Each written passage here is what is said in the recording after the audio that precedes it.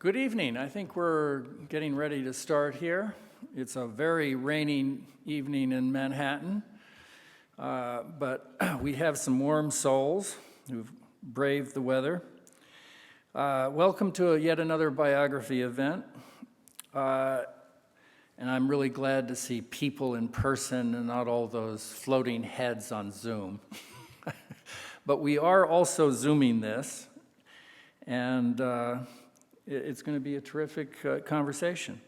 My name is Kai Bird. I'm the director of the Leon Levy Center for Biography, a wholly unique institution hosted by the Graduate Center of the City of New York, and founded by Shelby White and the Leon Levy Foundation in the year 2007. I want to thank Shelby for her steadfast support for the Biography Center. It is her vision that makes this program possible. While the pandemic is not exactly done with changing our world, I'm pleased to note that the Graduate Center at CUNY is now open, and this autumn semester we are hosting a half dozen in-person events. Some of our events will only be on Zoom, but even our in-person events will also be available on Zoom, including this one. Please note that our next event will be on this coming Tuesday, October 18th at 6:30 p.m. when the general public is invited to view online our annual Leon Levy biography lecture featuring Ramachandra Guha. His speech is entitled "Getting to Know Gandhi, an Indian Biographer's Journey." Guha is perhaps India's most courageous public intellectual at the moment, so I urge everyone to tune in to his lecture. Note also that on October 26th at 6:30 p.m., we'll be hosting Margot Jefferson to discuss her new memoir, Constructing a Nervous System. She will be in conversation with the former Leon Levy Fellow, Elizabeth Kendall. Mark your calendars and please register for these events on the Leon Levy website. And please encourage your friends and relatives to subscribe to our digital mailing list on our website. But tonight I'm delighted to welcome David Maraniss to discuss his new biography of Jim Thorpe. He will be in conversation with Dave Zirin, the Nation magazine's sports editor. Some of you may be surprised that the Nation has a sports editor, but he is a brilliant columnist and writes about sports from the perspective of the political economy, I would say. David Maraniss is an associate editor at the Washington Post and a distinguished visiting professor at Vanderbilt University. He has won 2 Pulitzer Prizes for journalism and was a finalist three other times. Among his best-selling books are biographies of Bill Clinton, Barack Obama, Roberto Clemente, and Vince Lombardi, and a trilogy about the 1960s. Rome, 1960, Once in a Great City, was a winner of the RFK Book Prize, and They Marched into the Sunlight, a winner of the J. Anthony Lucas Prize and a Pulitzer finalist in history. I have to say that as someone who has written quite a bit about the Vietnam War, this last book is one of my favorites. Also, his memoir about his father, and that was a terrific book as well. Dave Zirin is the sports editor, as I mentioned, at The Nation magazine. He is also the author of 11 books on the politics of sports, including most recently The Kaepernick Effect, Taking a Knee, Changing the World. His books include the NAACP Image Award nominee, The John Carlisle Story. His writings have been seen in the New York Times, the Washington Post, and The Source. He's also the host of the Edge of Sports podcast and co-host of The Collision, along with former NBA player Etan Thomas, which broadcasts on WPFW in Washington, D.C. David Maraniss will be signing books in the lobby at the conclusion of this event, and I hope each and every one of you will buy at least one copy. Our online audience can go to books.org for links to an independent bookstore near them. Maraniss and Zirin will be in conversation for about 45 minutes, and then we will take questions from our live audience and also from our Zoom audience. So the people on Zoom should know that they should write their questions in the chat box on your screen, and we have someone who will try to get to them and make sure that they're asked. On that note, thank you, and I turn the rest of the evening over to Dave. Thank you. Thank you so much. Round of applause for Kai Bird, please. Great to see you. David, great to see you. Thank you. Much to discuss. We're going to talk about Jim Thorpe, of course, but we'll get to Jim Thorpe in just a moment. First, I got to ask you, I mean, you're developing quite a catalog of sports books. You're sort of encroaching on my turf a little bit. Sorry.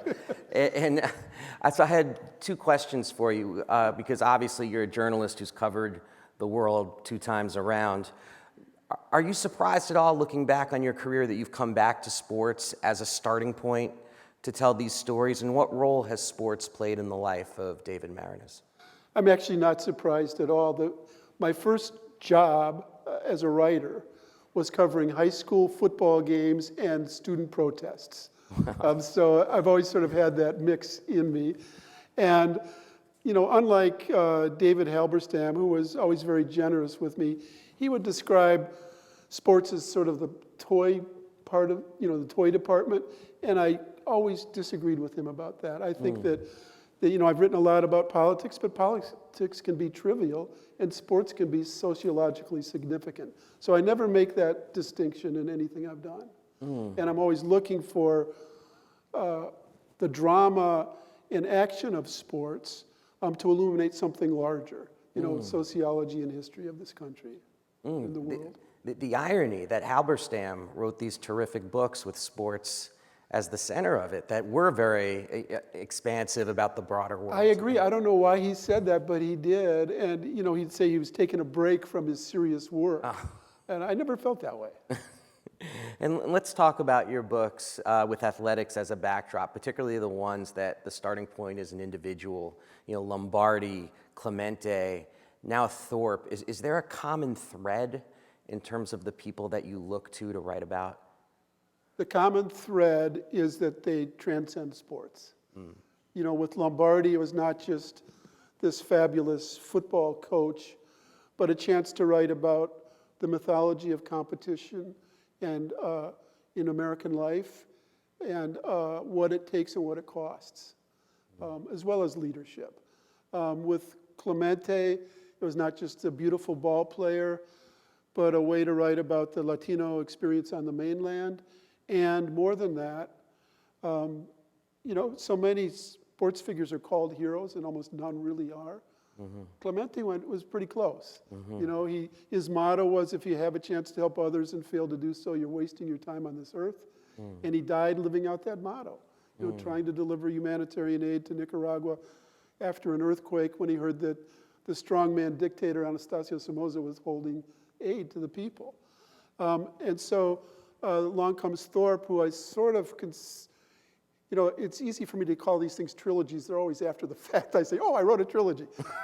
But he is kind of that. And it was my chance to write about not just an unparalleled athlete, but also a way to illuminate the Native American experience through the struggles of his life. A lot of the topics of your books, sports and otherwise, are about people that you sort of came of age with generationally in the 60s, 70s, 80s, 90s. It's one of the common threads that I see in a lot of your books, not all of them, of course. But Thorpe is the first athlete that you reached behind yourself to write about, unlike Clemente or Lombardi. Did that pose a particular challenge? It did. Maybe I was getting sick of the 60s. So many of my books went through the 60s because I'm a post-war baby boomer, and that's sort of the defining decade of my life. So you're right. I mean, with Lombardi and Clemente, I could interview people who knew them. For Lombardi, I moved to Green Bay. I always tell the story of after covering Bill Clinton in 1996, the day after that election, I turned to my wife, Linda, and uttered the immortal loving words, "How would you like to move to Green Bay for the winter?" To which she responded brr, but we did it. And I made it up to her with Clemente, going to Puerto Rico all the time, in Rome 1960, going to Rome, and Vietnam for that book, and Indonesia, and Kenya, and Hawaii for Obama. But in any case, Wow.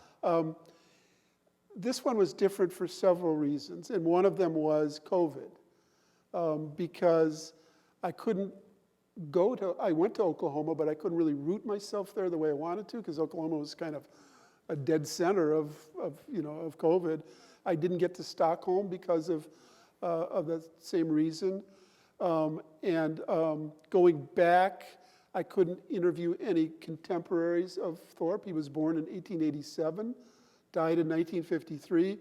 So that was completely different. I talk about my methodology of the 4 legs of the table, and it's go there, first of all. I went places, but COVID came halfway through the book.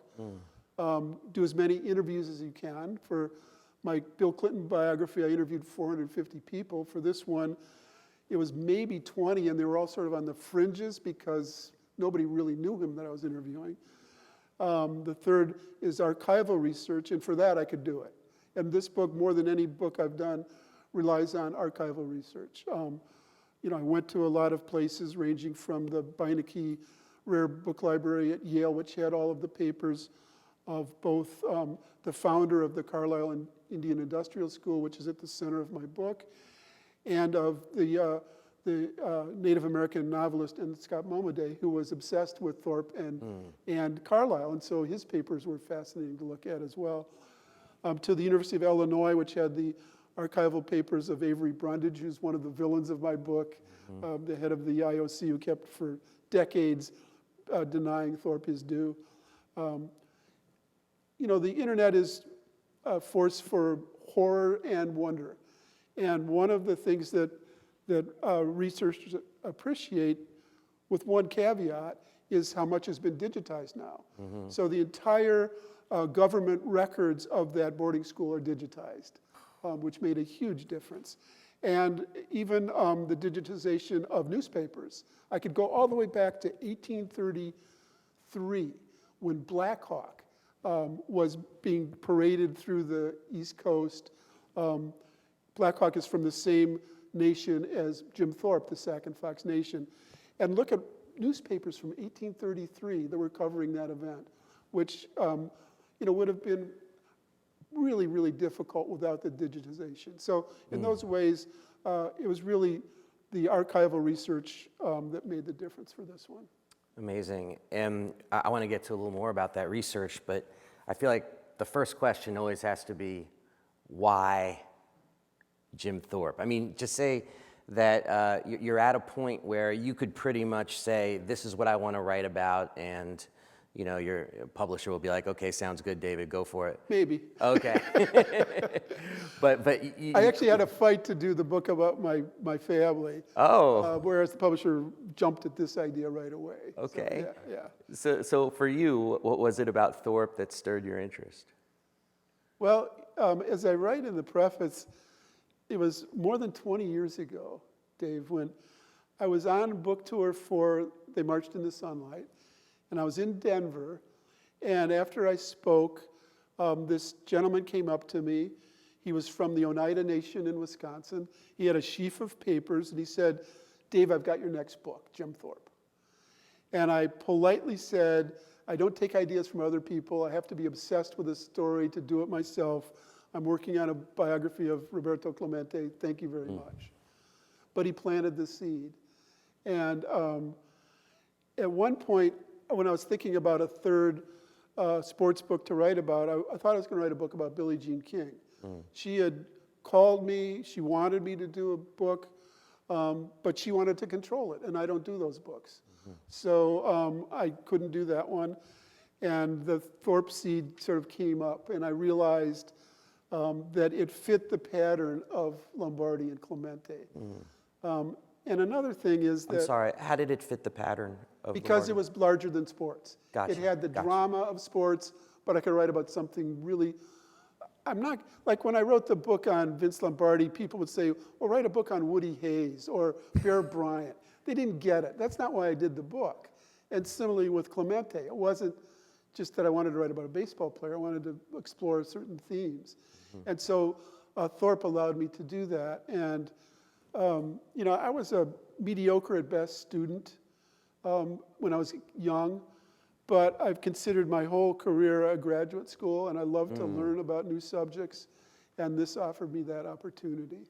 Wow, that's terrific. The question I have about Thorpe also is, I was hoping you could explain the title for everybody. Sure. Path Lit by Lightning. Yeah, Path Lit by Lightning. He was born in May of 1887 in Indian Territory of what became Oklahoma. And on the night that he actually had a twin brother, Charlie. And the night they were born, there was a thunderstorm over the North Canadian River. And his parents named him Wathohawk, which is Sac and Fox. And the most poetic translation of that is Path Lit by Lightning. It's often translated to Bright Path, which is okay, but it doesn't have the poetry of, when I saw Path Lit by Lightning, I said, that's the title of my book. And you talk about how these sports figures allow you to explore larger themes. The one that comes to mind immediately when we think about Jim Thorpe, when we think about the Carlisle School, what about Jim Thorpe's life provides insight for us as far as the indigenous experience? Everything. Okay. And part of that just turned out to be coincidence of the years of his life. But the year he was born, 1887, was the year that the U.S. government imposed what was called the Dawes Act, which was another effort at a land grab. After the Indian Removal Act of 1830, which pushed many of the tribes across the Mississippi River, after all of the Indian Wars, quote unquote, of the mid-century, the Dawes Act essentially said, we're going to get rid of your communal property and make you all private landholders like white people. It was another effort at forced assimilation. And in many cases, the regulations for following that act led to the Indians losing their land.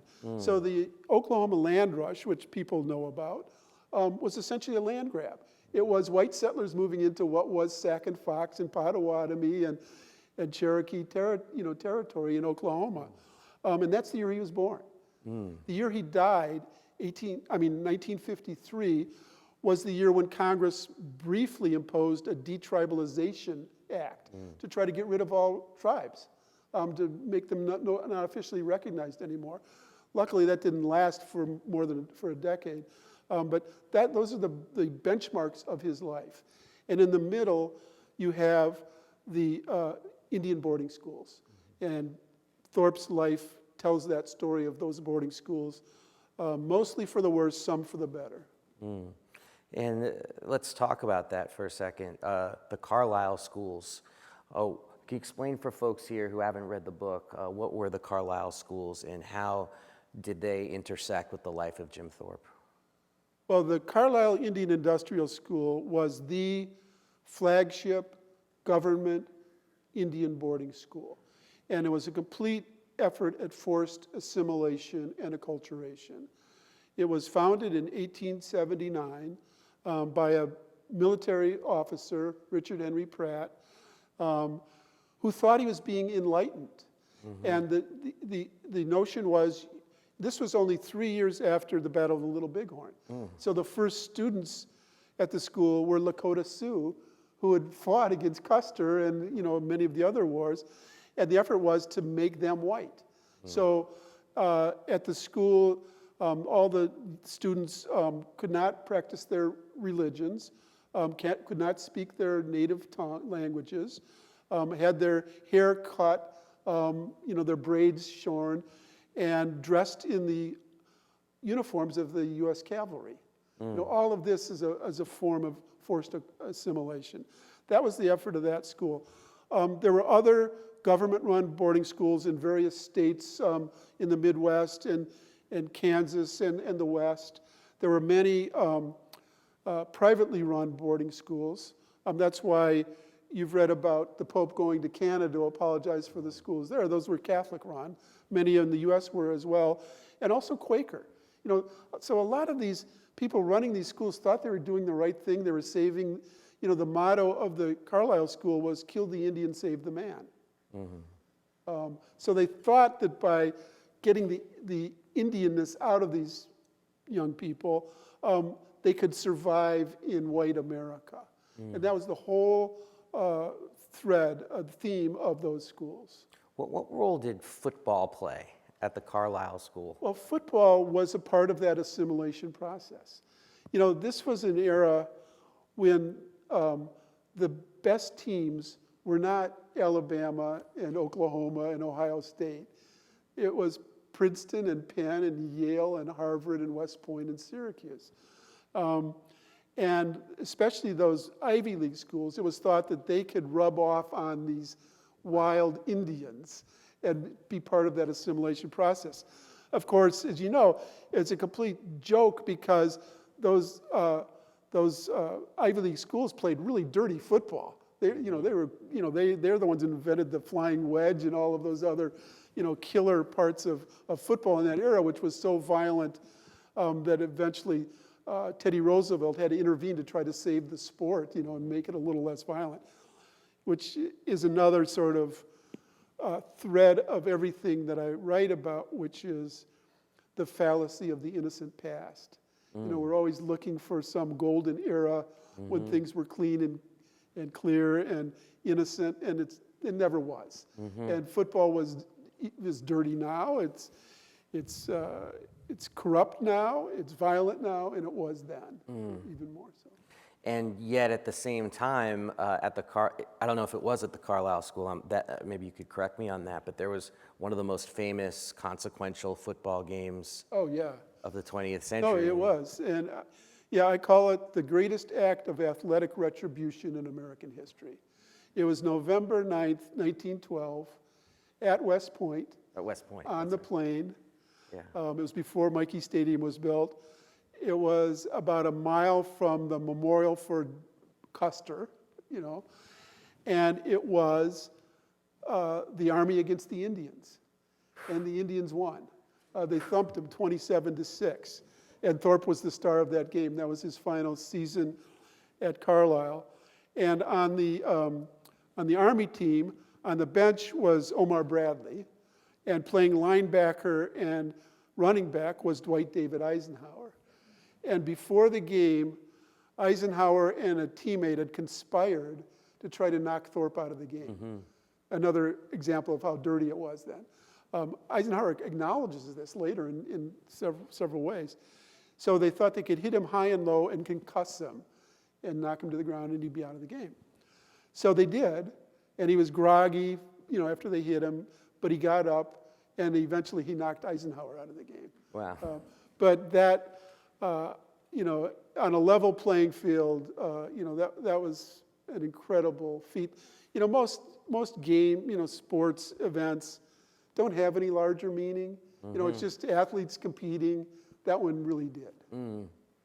I mean, you show how Thorpe was famous in his own time.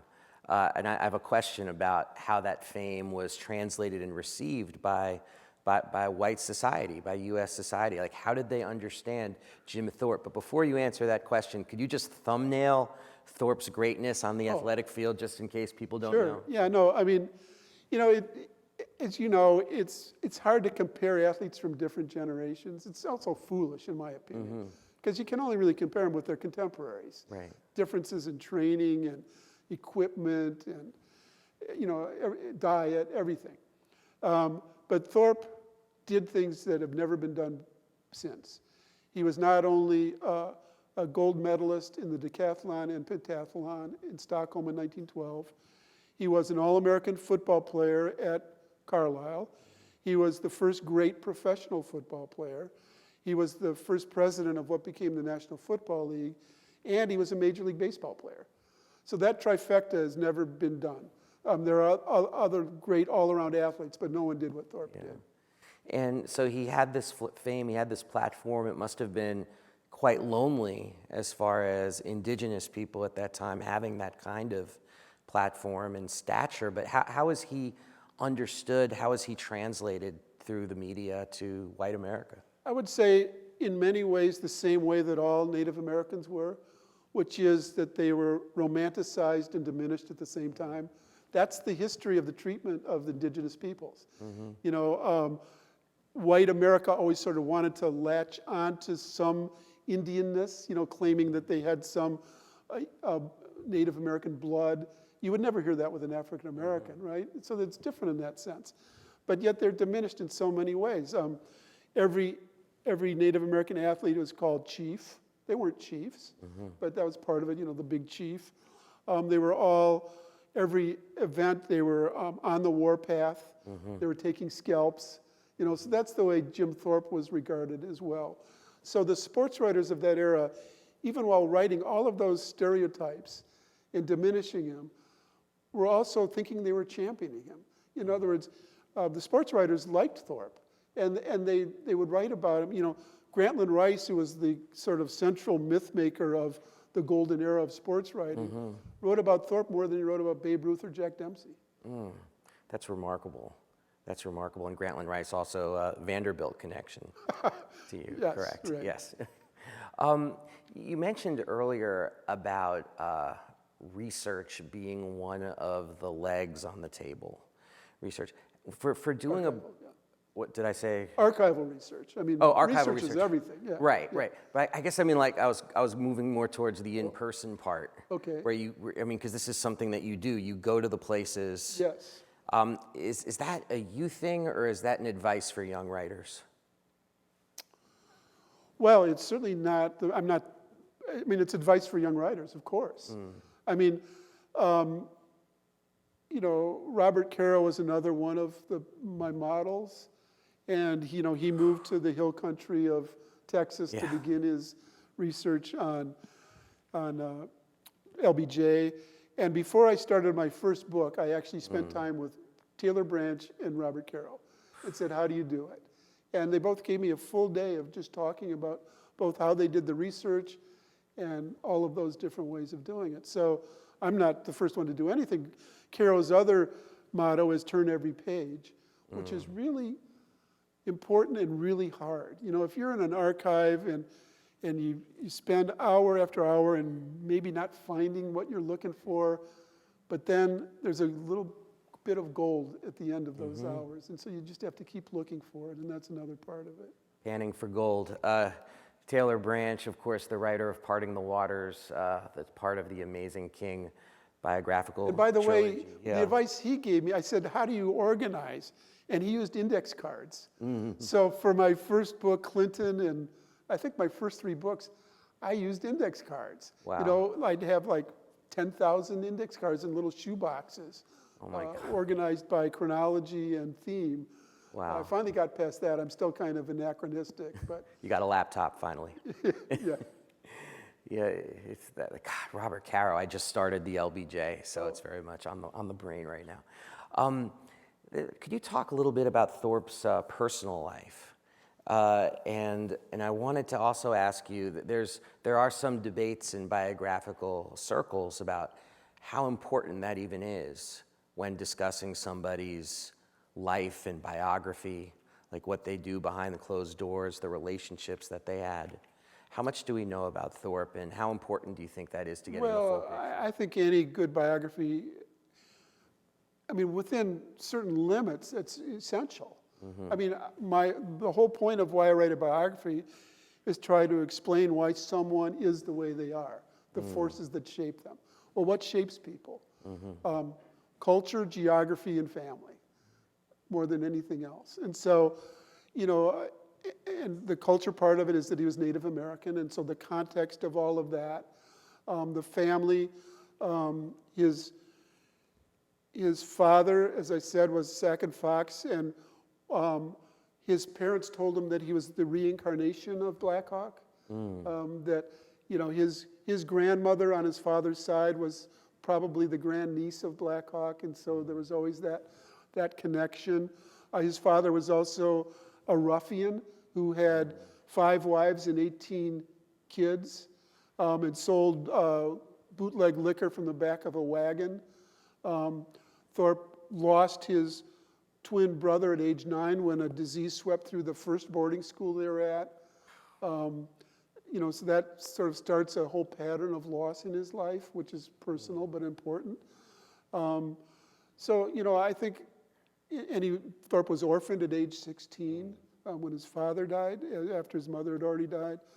And then you get to his later life, when he did struggle with alcoholism and he was divorced by his first 2 wives because of his drinking and not being there very much. But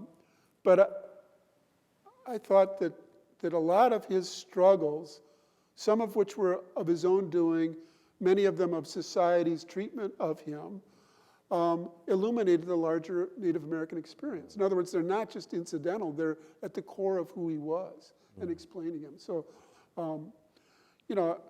I remember when I wrote my first book, it was the biography of Bill Clinton. So the question is, how much do you write about his sex life, right? I mean, for better or worse, my decision was I would write about it when I thought it affected his public policy. And use that to show how he became vulnerable to attacks from the right wing and how that affected everything, which I think is completely valid. And I've always tried to use sort of that model of how it influences the larger story of explaining that person. Wow. Yeah, that's something that I've wrestled with as well. And I think you're right. When it affects their public intervention, then it becomes absolutely vital to understanding them personally. We'd be remiss if we didn't say the words Avery Brundage while we were up here. I mean, when I hear the name Avery Brundage, my first thought is about everything from the 1936 Olympics and him selling the idea that Nazi Germany was A-okay, or 1968, the persecution of Tommy Smith and John Carlos. But there's also 72, not canceling the Olympics after the killings in Munich. And you have this figure who, when you read history, it's like, my goodness, in the 30s, 40s, 50s, always seemingly this pernicious influence. But then there's a Thorpe angle too. There definitely is. Brundage, that's huge. Can you speak about that? Sure. There are a couple of villains in the book. One is Pop Warner, which we can get to, and the other is Avery Brundage. So I think of Avery Brundage, who went on to become the president of the International Olympic Committee, and before that, the head of the United States Olympic Committee. I always think of him as a sort of plutocrat, older figure, hopping from one fancy hotel in Europe to another and doing all of these nefarious things. He actually was a decathlete. He competed in the 1912 Summer Olympics in the same events that Jim Thorpe did. And I find it kind of delicious that, he was mediocre at best. Went to the University of Illinois, somehow got onto the team. And in his later reincarnations, he would always sort of talk about the nobility of amateurism, and it was the competition that mattered and not what nation you represented or how you performed. He performed so badly in those Olympics that he quit after 8 events. He dropped out because Thorpe was thrashing him. So then you get to these other, when he rises up the ladder, he consistently, from the 1930s through the 1970s, actually, long after Thorpe was dead, refused to give Thorpe his due. It made it sound like everybody was picking on him and whining about it, as opposed to Thorpe deserving those medals back, which we haven't talked about yet. But so after Jim Thorpe won those gold medals in 1912, in January of 1913, a story broke in a paper in Worcester, Massachusetts, that interviewed a guy who had been a manager in the Eastern Carolina League, and said he managed Jim Thorpe. And that meant Thorpe had played professional baseball, which became a scandal. And there are 4 ways that that's completely unjust. One is that dozens of college athletes were playing summer baseball in that era. Many of them were playing under aliases. Dwight Eisenhower played in the Kansas State League under the name Wilson. There were so many aliases in the Eastern Carolina League, which was the lowest of the Bush leagues, that it was called the Pocahontas League because everybody was named John Smith. Jim Thorpe played under the name Jim Thorpe. He never tried to hide it. Wow. Secondly,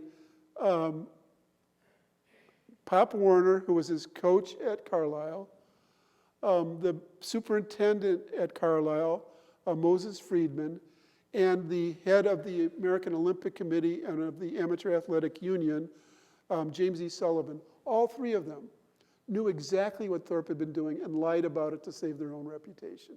So that's the hypocrisy. Thirdly, what's an amateur and what's a professional? Also on that 1912 Olympic team was George S. Patton.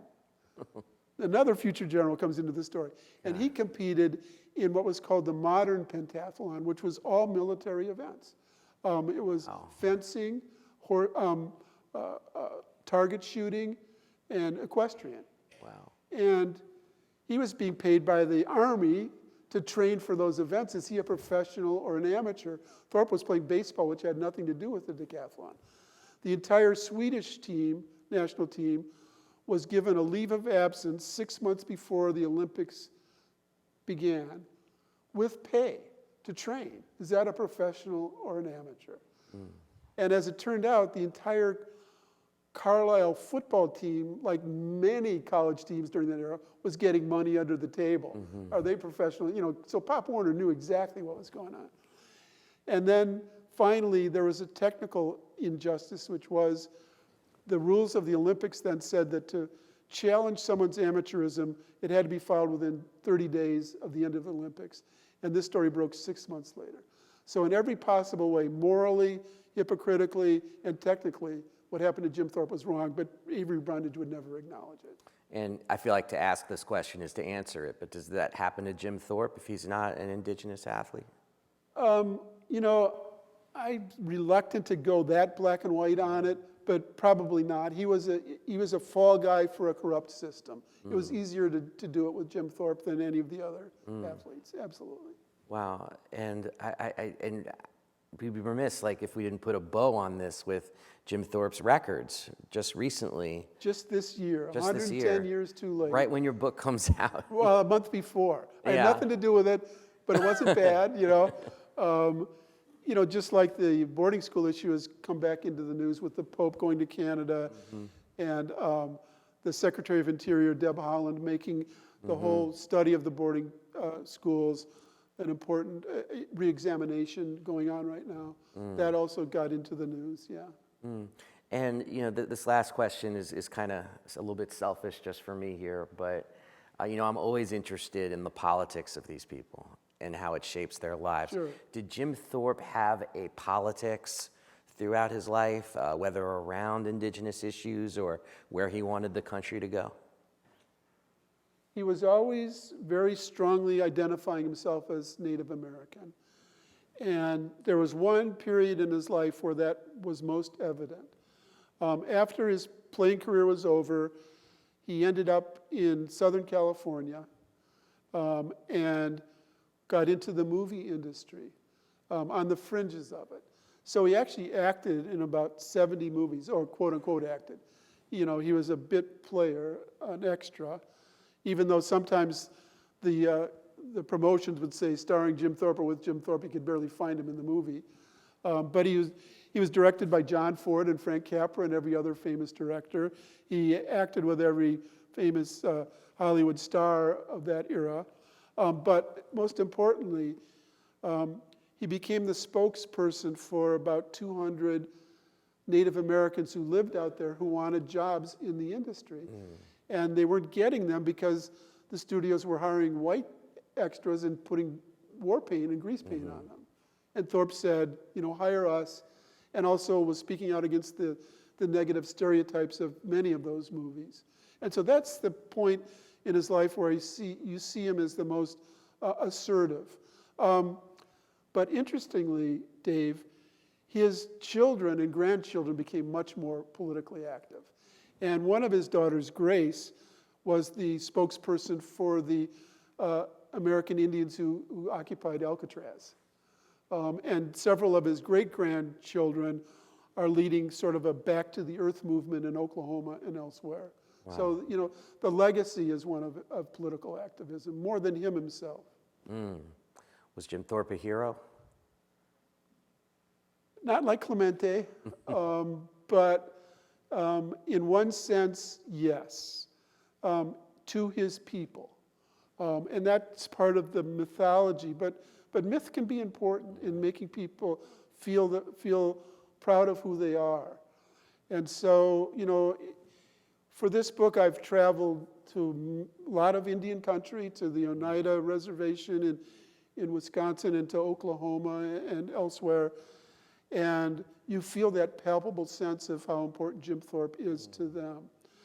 And as I was writing the final chapters of the book, even though I knew what was going to happen, I kept rooting for something better to happen to him.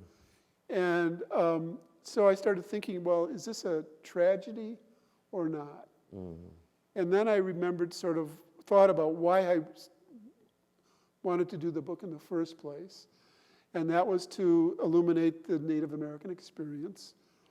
And I saw Thorpe's life as somewhat emblematic of that. In 1915, when he was still at the peak of his athletic skills, playing football and baseball in the professional ranks, the most popular sculpture in America was called The End of the Trail. And it showed an Indian slumped on horseback on a slumped horse. And the connotation was, it's all over. Manifest destiny has prevailed. The Indian has been rendered an anachronism. And it's a dying race. And a little before that, before Europeans got to this continent, there were as many as 7 or 8 million native people here, indigenous people. By the turn of the century, it was down to under 300,000. But it didn't happen. They didn't die. They figured out how to survive. And now there are a few million, and there's a strong movement to restore language and culture. And Jim Thorpe, for all of his troubles, kept persevering. And so I see that as sort of emblematic of the larger. And in that sense, mythologically and symbolically and culturally, he is a hero. Yeah, I'm with you on that. And we've seen throughout history how athletes can operate as heroes in dual ways. Yes. A hero just for taking the field, a hero for being a trailblazer, or a hero for speaking out. And it's that cultural capital that athletes possess that makes it so potent, I think. That's exactly right. Yeah. Ladies and gentlemen, David Maraniss. And we do have time for Q&A if anybody either in virtual land or in literal land wants to go to the microphone and ask a question. And of course, if anybody wants to make a statement, that's fine, but if you've talked for about 2 minutes, I might politely ask for you folks to stop. Hi, my name's Mark. I was hoping that Mr. Maraniss would compare Jim Thorpe's reputation and treatment with Jack Johnson's in a similar time. Jack Johnson, the boxer. Oh, sure, yeah. First of all, I love Kai Bird, but it's Maraniss and it's Zirin, not Maraniss and Zirin. Well, yeah, the whole notion of how African American athletes and Native American athletes were treated and regarded is fascinating. Jim Thorpe could play Major League Baseball at a time when no African Americans could. He could play football against teams that wouldn't play a black athlete. A lot of schools in that era wouldn't play Rutgers because they had Paul Robeson, but they would play the Carlisle Indian School. And Jim Thorpe, a little later than that, could go to Baton Rouge or Jackson, Mississippi, and speak to the Touchdown Club, whereas a black athlete couldn't. So even though I'm not an expert on Jack Johnson, you can see those differences between the way African Americans were treated and Native Americans. So both were diminished in other ways, but there was that distinction. And that goes back to that romanticization of Native Americans that didn't apply to African Americans in the same way. Exactly. That's so key what you said at the end there, because we're talking about an era of hardcore white supremacist ideology ruling the political roost. And critical to white supremacy is black inferiority, but also critical to it is that romanticization of the Native American, because that's why we have Tomahawk missiles and the like coming out of the military. This idea that it's actually complimenting ourselves that we were able to conquer this incredible romantic Right, and it's warlike only people. after they were virtually suffered genocide that they became romanticized, basically. Yeah. They're defeated. So now we can do the Tomahawk chop in Atlanta and all that Yeah. other crap, yeah.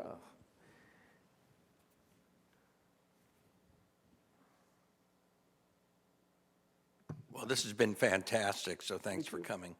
And speaking of movies, my introduction to Jim Thorpe was, of course, Jim Thorpe All-American. Thank you, yes. I couldn't have been, more than 10, and I was so struck by that picture. And you talked about it on WNYC a little bit this week. And what I want to know is, I don't think he had much involvement with it, but maybe you can address that.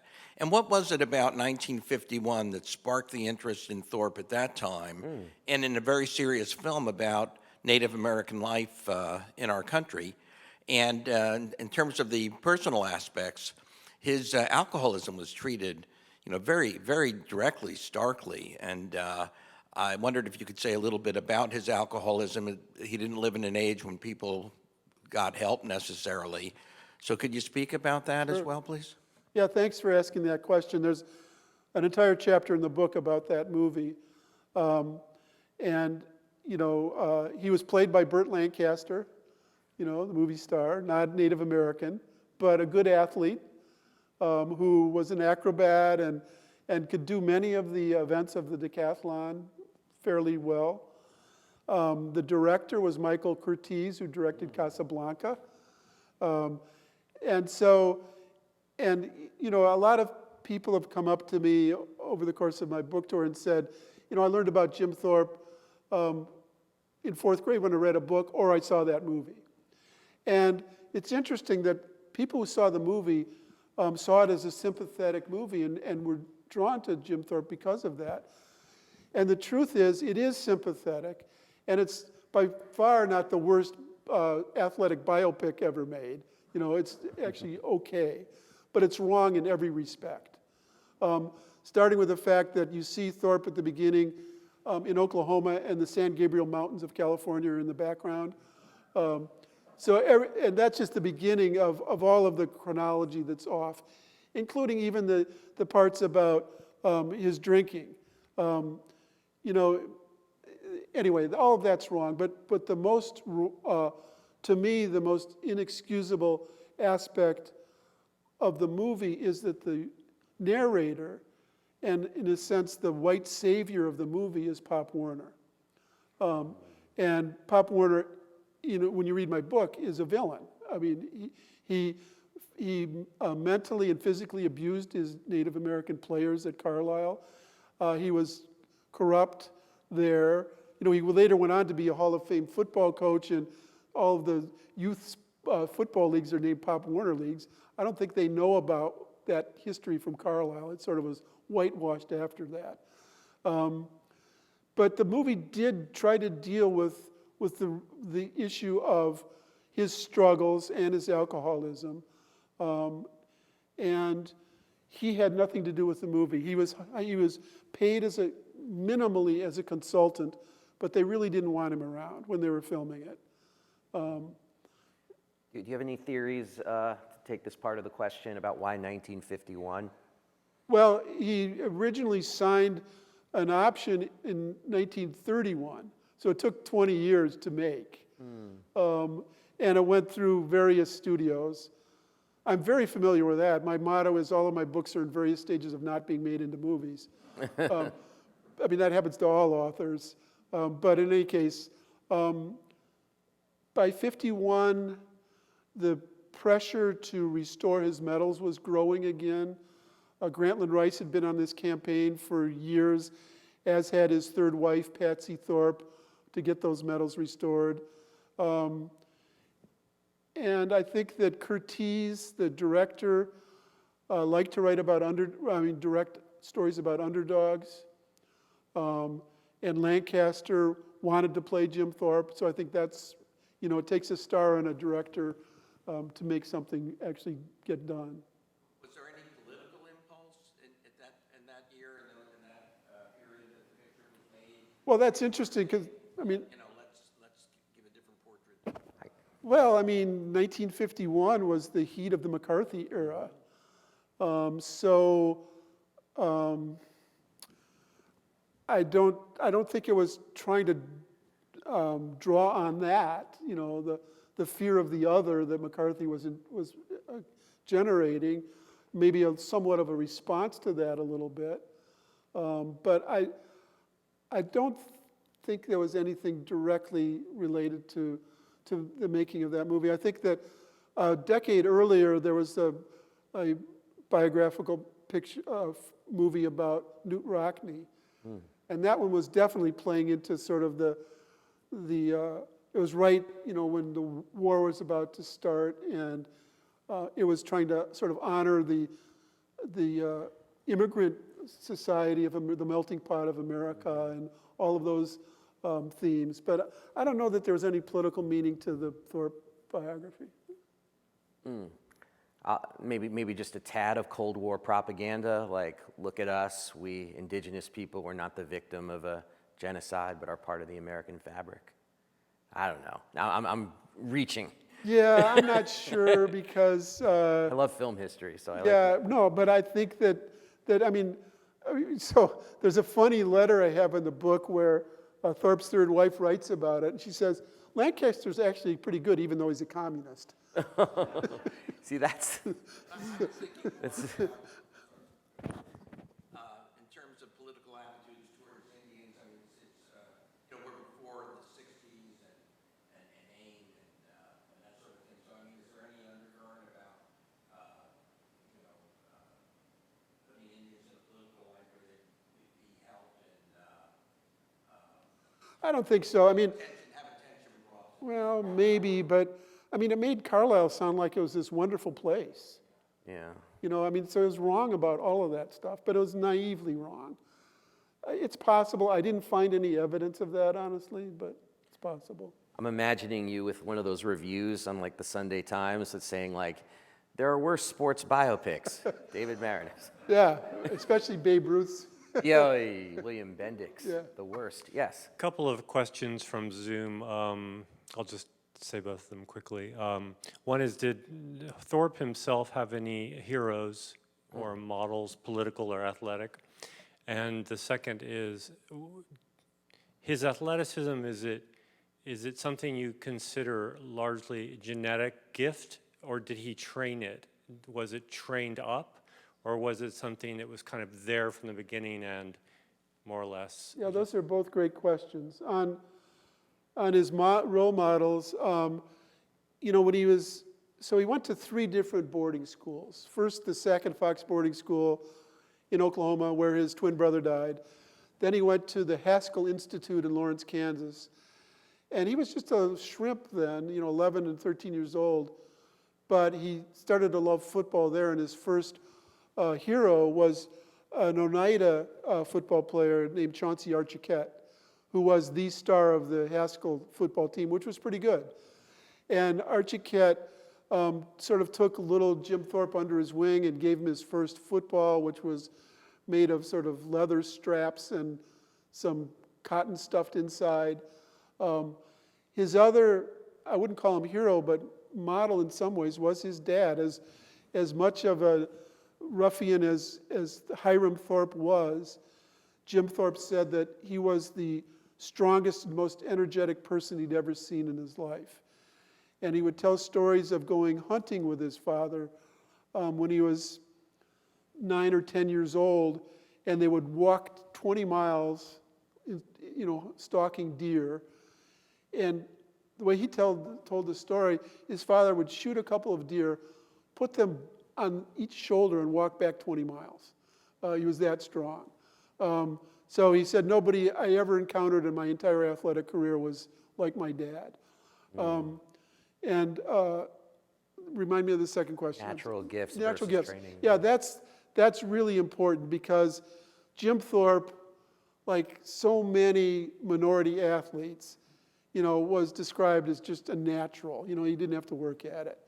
And so the sports writers in that era would say, he didn't practice on the ship over to Stockholm, he just was natural. And that's BS. I mean, he did practice. And not only that, there are photos of him running on the deck, and all of the other athletes there said he did. But not only that, he was really good at sort of the mental visualization of what he was going to do. And some of his teammates would say that he could watch someone else do something, see it in his mind, and do it better than they could. And so, he would practice, and he used a lot of his mental capacities to improve himself as well. He did have a wonderful physique, and it's funny because when he got to Carlisle in 1904 at age 16, he stood 5'5" and weighed 115 pounds. And then you see this beautiful athlete of 4 or 5 years later. He had an incredible growth spurt.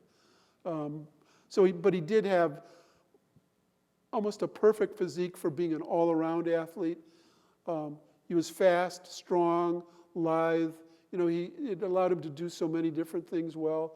He was also a good skater. There was a rink at an outdoor rink at Carlisle, and it's one of those rare times when the Indians got the better of it. There were 2 rinks on different sides of this creek, and one was called rubber ice, and that's where the White Towns kids skated, and it was all bumpy, and the Indian ice was smooth.